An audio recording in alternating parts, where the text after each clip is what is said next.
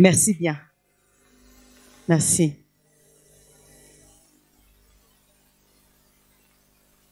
C'est par sa grâce que je suis en vie. C'est par sa grâce que tu es en vie. Et j'aime toujours le passage de Luc 17. Luc 17 nous parle de l'histoire de 10 lépreux qui sont venus vers Jésus. Vous connaissez la situation d'un lépreux.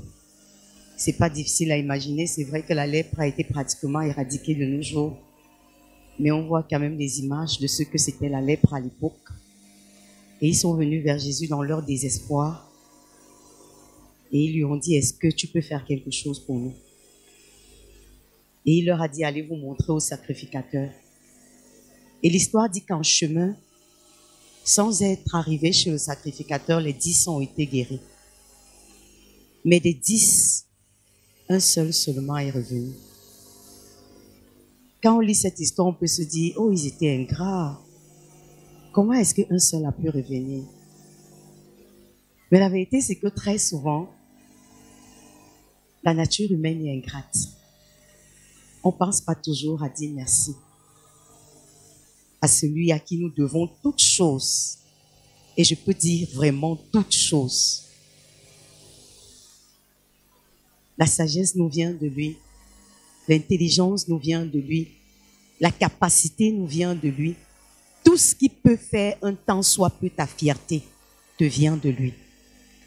Parce que ce n'est pas par un quelconque mérite, mais c'est par sa grâce. Alors, quand nous avons l'occasion de lui dire merci, je crois que c'est bien de ne pas hésiter à le faire. Qui est d'accord avec moi? Certainement. Une fois de plus, bon après-midi à chacun de vous. C'est un plaisir de vous avoir cet après-midi. Et je crois par la grâce de Dieu, j'en suis même convaincue, que nous allons passer des moments utiles et agréables. Pas seulement utiles, mais également agréables. Déjà parce que le thème qui nous unit ici, c'est un thème capital en fait. Je ne sais pas s'il y a un mot au-dessus de capital. Si quelqu'un connaît un mot qui soit au-dessus de celui-là, peut-être qu'il peut me le donner. Mais destinée, je crois que c'est capital. Parce que ça fait appel tout de suite à ce pourquoi tu existes même. Quand on parle de destinée, il s'agit de ton existence. Non seulement sur cette terre, mais également pour l'avenir. Parce que la façon dont tu t'attelles à accomplir cette destinée définit où est-ce que la suite se fera. Pourquoi est-ce que la destinée est importante quand on parle de destinée? Notre destinée est certes, comme nous devons tous le savoir, définie par Dieu. Si elle est définie par Dieu, son accomplissement dépend de nous. Son accomplissement dépend de moi. Son accomplissement dépend de toi. Dieu définit ta destinée dans sa souveraineté. Mais celui qui choisit de l'accomplir selon le plan de Dieu, c'est toi et c'est toi seul. Alors c'est pour ça que je crois que c'est une question fondamentale.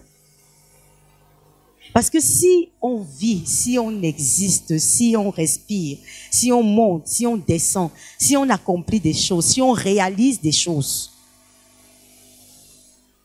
sans avoir réglé ce problème, sans s'être rassuré qu'on l'a réglé de la bonne façon, on est passé à côté. Alors c'est pour ça que prendre le temps d'en parler comme on va le faire cet après-midi, je crois que c'est capital. Et je voudrais que quelqu'un sorte d'ici cet après-midi ayant réglé ce problème, ayant pris une décision fondamentale, ayant compris quelque chose de fondamental. La semaine qui vient de s'achever m'a amené à réfléchir encore davantage. Il y a un jeudi qu'on a qualifié de jeudi noir. Je crois que vous avez pour la plupart vu ça sur les réseaux sociaux. Les images que nous ont présentées, les différents accidents qui sont survenus ce jeudi-là. Celui qui m'a le plus marqué, c'est celui dont le bus était coupé en deux par un groumier. Parce que j'ai vu sur l'image le groumier. Et non, c'était même pas un groumier, c'était un camion, mais pas de la taille d'un groumier. Mais il a coupé le bus. Il a coupé le bus en deux. Il y a un autre dont on parlait de 30 morts et plus. Il y a un autre accident, on a parlé d'un accident sur la route de Mpanjok, on a parlé d'un autre à Hawaï. Il y a un autre dont on a dit qu'il n'y avait pas de survivants du tout. Et automatiquement, de telles choses nous amènent à réfléchir. Parce que quand on réalise que ce sont des personnes comme vous et moi sont sorties de chez elles, en disant soit à un parent, soit à un enfant, j'arrive, je serai de retour demain. Il y en a même qui font des allers-retours quand la distance n'est pas trop longue. Et qu'on voit cette fin, il y a lieu de se poser les vraies questions. Encore que si cette fin était vraiment la fin, je crois que ça passerait encore. Si cette fin était vraiment la fin, ce serait plus simple encore. Mais je ne sais pas si je vais dire malheureusement ou heureusement pour plusieurs, cette fin n'est pas la fin. Cette fin, c'est le début de quelque chose. Cette fin, c'est le commencement d'une nouvelle ère. Et ce qu'il y a lieu de rappeler, c'est que ça pourra arriver d'une façon ou d'une autre. Peut-être en dormant, peut-être en ayant un petit palu, peut-être en chopant un cancer. Mais la vérité, c'est que cette fin, chacun de nous va l'expérimenter. Et puisque cette fin est le début de quelque chose de plus important, est le début de quelque chose de capital, alors il y a lieu de se dire, est-ce que je suis préparé pour affronter cette fin? Est-ce que je suis prêt? Est-ce que je suis prête? Si jamais elle me surprenait, comme elle a surpris ces dizaines de Camerounais ce jeudi, est-ce que je m'en irais en paix? Est-ce que la suite serait agréable pour moi? C'est pour ça que nous sommes là cet après-midi. Ma prière, c'est que chacun de nous ici vive le plus longtemps possible.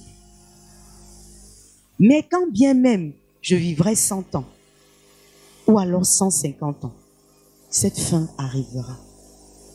Et il est sage d'y réfléchir. Parler de destinée cet après-midi, c'est parler de ce pourquoi nous existons. C'est parler de comment préparer cette fin inéluctable qui attend chacun de nous. C'est réfléchir. Nous avons parlé de la dernière fois parce que nous sommes à la deuxième partie de notre exposé cet après-midi. La dernière fois, nous avons beaucoup parlé de pensée. Parce que la Bible nous dit tel un homme pense, tel il est. Et on a même vu que les paroles que nous prononçons, la même Bible dit que c'est de l'abondance du cœur que la bouche parle. Les actions que nous menons sont le résultat d'une pensée que nous avons acceptée. Sont le résultat d'une pensée que nous avons reçue et que nous avons établie en nous comme étant la vérité. C'est pour ça que nous nous sommes dit la dernière fois qu'il est important pour chacun de nous d'être sûr qu'il pense de la bonne façon. Comment se rassurer que tu penses de la bonne façon? Parce que tellement de choses bousculent nos pensées. Nous sommes nés dans un environnement. Nous avons une famille. Nous avons les réseaux sociaux. Nous avons tellement de choses qui se battent. Les systèmes et les principes du monde se battent pour avoir la primeur de nos pensées. Mais est-ce que nécessairement ces pensées qui sont diffusées chaque jour et que nous recevons sans même en être conscients, parce que c'est encore ça qui est grave, c'est que ces choses, nous les recevons sans même en être conscients, qu'elles façonnent notre personnalité et qu'elles définissent notre avenir. Est-ce que nous sommes alimentés à la bonne source? Est-ce que les canaux que nous avons choisis pour nourrir nos pensées sont les bons canaux? Parce qu'aujourd'hui, on va aller à un autre aspect de notre destinée. C'est la parole. Mais je voudrais que nous revisitions cela, cet aspect de nos pensées, pour être sûr que nous recevons de la bonne nourriture. Parce que sinon, les paroles que nous allons prononcer seront le fruit de ce dont nous nous serons nourris, de ce dont nous aurons rempli nos pensées. Il faut que nous en soyons conscients pour pouvoir avancer.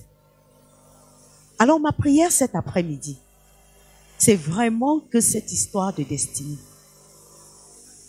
accomplit ta destinée. Lève-toi, agis. La destinée se trouve ici au centre de 3 verbes d'action. Ça veut dire que l'accomplissement dépend de nous. La décision de se lever dépend de nous. La décision d'agir dépend encore de nous. Souvent, très souvent même, l'environnement dans lequel nous sommes nous laisse croire qu'on n'a pas beaucoup le choix. Et c'est pour ça que c'est devenu un langage très fréquent dans notre milieu. Je n'ai pas le choix. Je suis obligé. Chaque fois que tu poses la question à quelqu'un, pourquoi est-ce que tu fais ce que tu fais? Très souvent, il va te dire, je n'ai pas le choix. Tu demandes à quelqu'un, pourquoi est-ce que tu fais ce concours? C'est que c'est la seule chose qui me reste à faire. Tu demandes à quelqu'un, pourquoi est-ce que tu adoptes ce style de pensée? Le milieu nous l'a imposé. Pourquoi est-ce que, et très souvent, les gens ont une réponse tellement pessimiste. Un peu comme s'ils étaient obligés d'être passifs. Je n'y peux rien. Je suis né dans cet environnement. Je suis obligé de le subir. Je n'ai pas d'autre choix. Mais c'est faux. Permettez-moi de vous le dire comme ça, c'est faux. Et archi faux. Parce que celui qui nous a placés dans cet environnement où nous sommes ne l'a pas fait par hasard. C'est vrai. Je suis sûre que si on demandait sincèrement et que les gens pouvaient répondre sincèrement, combien sont fiers d'être Camerounais? Et je vais demander, si quelqu'un me dit, ok, moi j'en suis fier, je vais demander, quelle est la raison de ta fierté? En dehors du fait, parce que si moi je peux dire que je suis fière d'être camerounaise, je crois que l'unique raison de ma fierté serait de dire que c'est parce que je sais que Dieu ne fait pas d'erreur. Je crois que c'est l'unique raison que je pourrais donner. Parce que ce n'est pas l'eau de mon robinet qui me donne d'être fière d'être camerounaise. Ce n'est pas les routes sur lesquelles je marche. Ce n'est pas les soins hospitaliers que je reçois quand je vais à l'hôpital. Ce n'est pas l'état de la jeunesse que je vois autour de moi qui peut me donner une quelconque fierté. Ce n'est pas le langage des gens dans la rue qui ne parlent qu'en termes de 2, 3 bières qui peut me donner une quelconque fierté. Ce n'est pas l'état même de l'église dont je fais partie. Quand je parle de l'église, je ne parle pas d'une assemblée locale. Je parle du corps de Christ. Parce que la Bible nous donne une idée claire de ça, à quoi doit ressembler l'église. Et j'avoue que quand je regarde autour de moi, et j'attends que l'église puisse résoudre les problèmes auxquels nous sommes confrontés, j'ai l'impression qu'elle n'a pas de solution. Alors à un certain moment, je me dis, mais en fait, où est-ce qu'on est?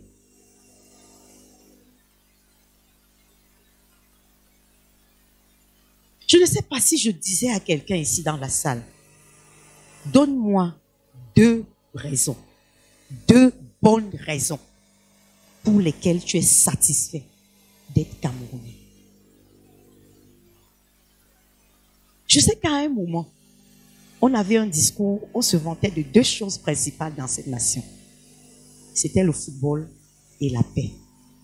Mais ces 2 choses nous ont lâchés depuis bien des années. Le football ne nous réjouit plus. La paix est parti. Qu'est-ce qui nous reste?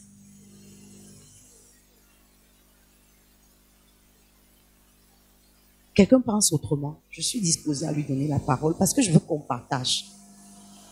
Nous sommes là vraiment, nous voulons partir d'ici avec des solutions. Pour laquelle je dis, quand je pense au Cameroun, j'en suis fière.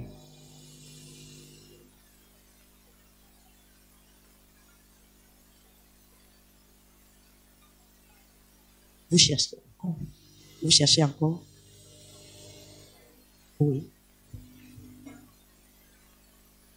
Bonjour, je m'appelle Sorel. Merci de me passer la parole.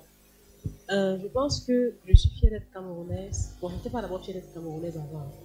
Donc, c'est quelque chose qui est récent. C'est très récent même. Mais je pense qu'aujourd'hui, en ce jour d'aujourd'hui, du 8 août 2021, je pense que je suis fière d'être camerounaise parce que je crois que Dieu a un destin pour ce pays. Et ce destin est grand, même si je ne le vois pas, même si je ne le sens pas, même si je n'arrive pas à imaginer à partir de ce que je vois. Je crois, parce que j'ai vu et entendu que Dieu a un destin pour ce pays. C'est pour ça que je suis fière. C'est vrai que quand je regarde, c'est décourageant.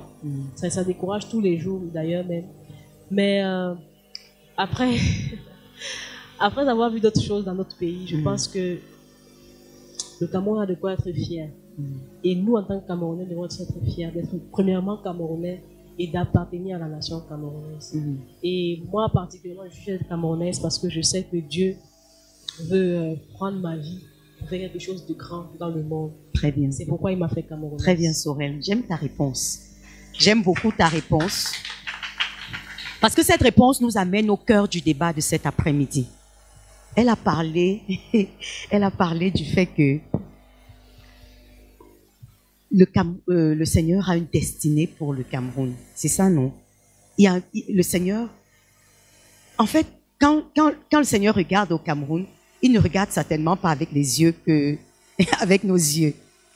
Et c'est très intéressant. Pourquoi j'aime ta réponse, Sorel? J'aime ta réponse parce que ça nous met tout de suite au cœur du débat de cet après-midi. C'est en fait que Jésus ne va jamais descendre pour venir accomplir cette destinée qu'il a pour le Cameroun. On se comprend? Oui, c'est que cette destinée, comme tu l'as si bien dit, dépend de toi et dépend de moi. Et malheureusement, on semble n'en être pas conscient. On semble n'en être pas conscient parce que le fait d'en parler comme... bon, Dieu a des plans merveilleux pour le Cameroun. Moi, j'ai écouté des prophéties. On a dit... et une des prophéties disait qu'il y a un siècle, à une convention aux États-Unis, le Seigneur avait dit que l'un des plus grands réveils de la fin des temps allait se faire dans un petit pays appelé le Cameroun. Et il paraît qu'à cette époque, personne ne connaissait le Cameroun. Et on disait Cameroun, Cameroun. De quoi est-ce qu'il s'agit? Et cette prophétie, j'avais lu ça en fait, c'était une publication du pasteur Nyango. Et il disait que récemment, il est allé à une convention aux États-Unis et cette prophétie a été réitérée. Maintenant, cette prophétie a été réitérée. Est-ce que nous sommes conscients que sans notre contribution, sans ma contribution, parce que le Seigneur me dit dans Ézéchiel, je cherche un homme. Il a dit, je cherche un homme, je cherche un homme. Il est capable de tout faire. Mais la vérité, c'est que la Bible dit que les cieux sont les cieux de l'Éternel et il a donné la terre au Fils de l'homme. Ça veut dire qu'il m'a donné le Cameroun et il te l'a donné. Alors comment est-ce que tu te positionnes pour être la solution de Dieu au problème de cette nation? C'est de ça qu'il s'agit, parce que en fait, moi je sais, et j'en suis convaincue de ce que parce que la parole de Dieu le dit, je ne suis pas le fruit du hasard. Et si je suis ici, ce n'est certainement pas pour rien. Je suis une solution au problème de cette nation. Tu l'es également. Mais la vérité, c'est que je veux croire que si on donnait la possibilité, sur 25 millions de Camerounais que nous sommes, la possibilité d'avoir un visa pour aller en France ou en Belgique ou aux États-Unis, je ne suis pas sûr que 500 000 personnes resteraient dans cette nation. Je n'en suis pas convaincu. Je n'en suis pas convaincu.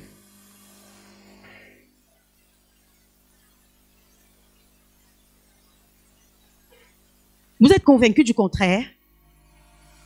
Que si l'opportunité vous était donnée de partir d'ici la fin de la semaine prochaine, les rues de cette nation ressembleraient à quoi? À un désert. Parce qu'en fait, tout le monde ne pense qu'à ça. Et ceux qui partent sont comme les plus chanceux, les heureux, les valeureux. C'est pas qu'il se soit fondamentalement mauvais de partir. Non, c'est pas ça que je dis.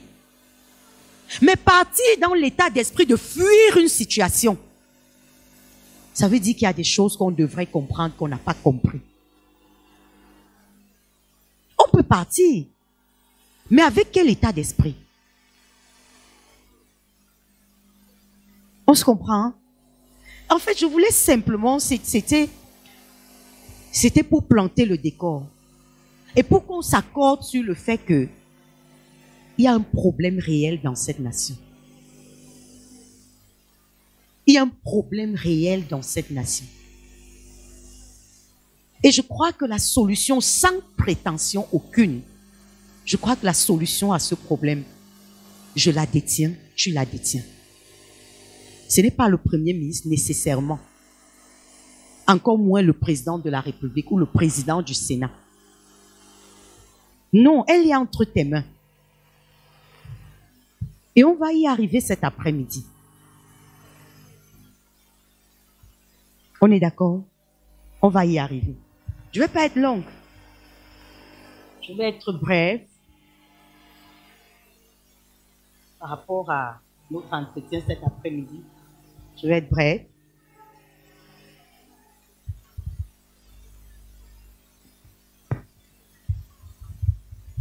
Accomplis ta destinée, lève-toi et agis. Je suis Pascaline Chouankem, je suis membre de l'église Foursquare du Cameroun et je réponds au contact que voilà. Maintenant, nous parlions de parole cet après-midi. Après la pensée, c'est la parole. Quel est le poids de la parole? Jean 1 nous fait comprendre que la parole a un tel poids aux yeux de l'Éternel, au point où il s'identifie à sa parole. Jean 1 dit au commencement était la parole était avec Dieu et la parole était Dieu.